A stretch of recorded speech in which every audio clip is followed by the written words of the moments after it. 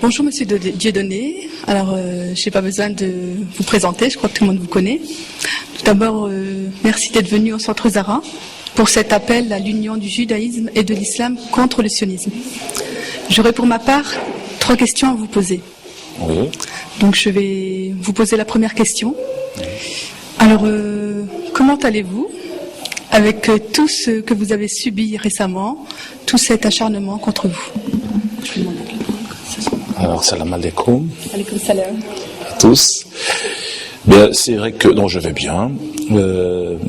La vie n'a pas été toujours confortable, mais je pense que ça fait partie de mon histoire personnellement.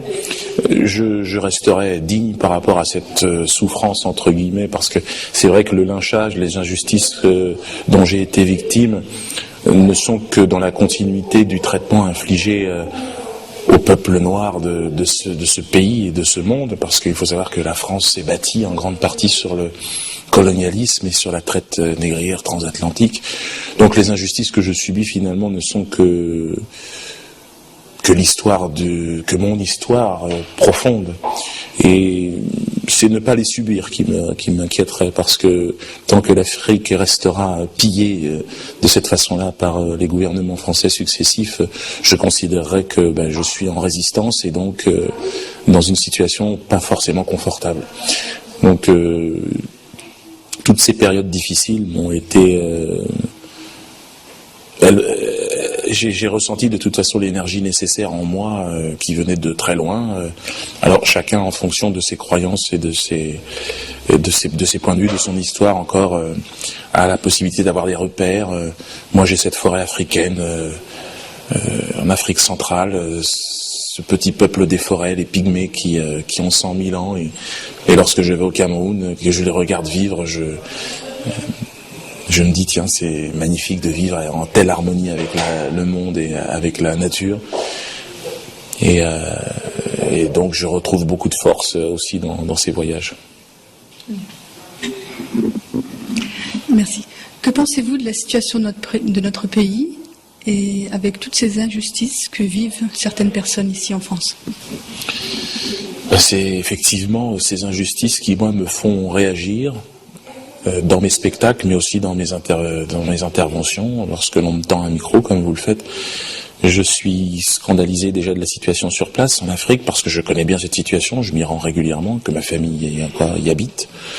Et puis pour les populations françaises d'origine africaine, et d'ailleurs, et même pour les Français d'origine d'ici, de France, je crois que la situation devient très difficile, très injuste. L'élection de Nicolas Sarkozy a été, je dirais, un élément qui a accentué les différences et les injustices. Et je pense qu'il existe quand même dans toute cette population de personnes qui sont au fond du panier des injustices comme ça et de la souffrance. Il y a aujourd'hui un élan nouveau que je ressens, moi, de rassemblement, et ça c'est assez nouveau. Et je pense que si les hommes de bonne volonté de ce pays se rassemblent aujourd'hui, au-delà des frontières religieuses, ethniques, eh bien nous aurons la possibilité d'emmener une révolution qui sera, à mon avis, celle de la justice pour tous. Alors ma dernière question, que pourrions-nous vous souhaiter? C'est assez vaste. Ah oui, non, c'est une bonne question, merci. En tout cas, merci pour votre accueil.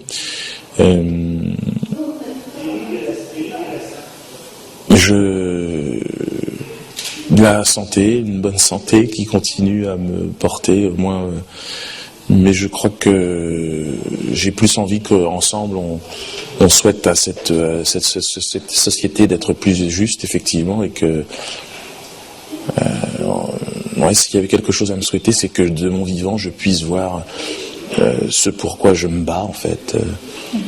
L'aboutissement, même si je doute de voir l'égalité un jour. Alors souhaiter peut-être que mes enfants le voient, ça va. J'avais pas prévu de vous poser cette question, mais je vais vous la poser quand même. Que pensez-vous de cet appel que nous avons fait pour l'union du judaïsme et de l'islam contre le sionisme?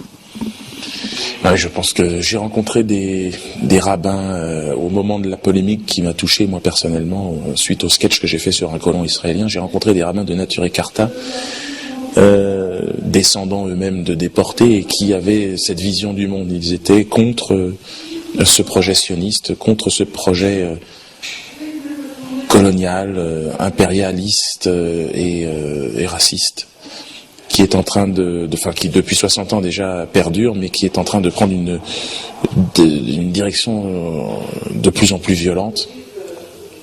Et tout comme nous avons combattu l'apartheid, bien évidemment, il faut que, encore une fois, les hommes de bonne volonté de cette planète, juifs, musulmans, chrétiens, réussissent à s'unir, quoi, pour contre ce projet qui n'est pas viable, je pense, parce qu'il est basé sur l'injustice, sur le crime et la déportation d'hommes et de femmes, et que, encore une fois, au-delà de toute religion, au-delà de toute culture, je crois qu'il y a une sensibilité qui doit toucher l'aborigène, l'Indien d'Amérique, l'Arabe, le Noir, l'Européen, sur voilà, on est là pour vivre sur cette planète un certain temps. Et ce peuple palestinien, aujourd'hui, on lui retire ce droit. Et donc, nous ne serons pas en paix tant que nous n'aurons pas tout fait pour faire en sorte que ce peuple vive dans la paix. Voilà, c'est ce que je pense. Je vous remercie, Monsieur Dieudonné. Merci. Et puis merci pour cet accueil et puis un magnifique endroit que vous avez fait ici, oui. Zahra. Donc, le centre Zahra, on était très étonnés de découvrir cette ferme entièrement retapée, et on s'y sent bien. Il y a une sorte de calme qui plane sur l'endroit. C'est très plaisant.